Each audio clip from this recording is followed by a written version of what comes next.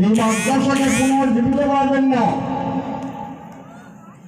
পাগড়ি আছে, পাঞ্জাবি আছে, লম্বা নামাজ পড়ে না, এই মাদ্রাসার অবস্থা হয়েছে, এই মাদ্রাসার অবস্থা হয়েছে।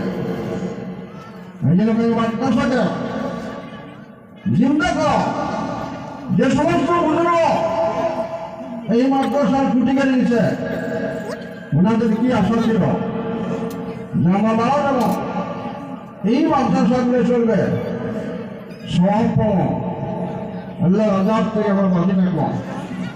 আমরা পাবলিক 1 টাকা 2 টাকা 100-200 করে ধান দেয় কেনে দেয় বড় করে নাজাতের জন্য, বড় করে যাতে আল্লাহ জাহান্নামে না যায়। কিন্তু আজকে দাবিরা চালা হয় মাদ্রাসা পড়া নাই, মাদ্রাসা ছাত্র নাই।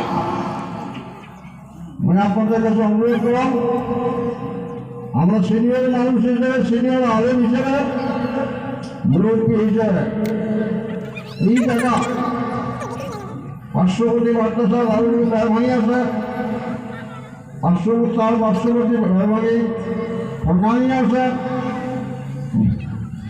মাদ্রাসা পূর্ণ দেওয়ার জন্য ছাত্র দেন এবং ওস্তাদগুলার কেয়ার করে লক্ষ্য দেন যে ওস্তাদ খালি কালেকশন করবে না, পড়া পাইবে, এটা লক্ষ্য দেওয়ার ব্যাপার।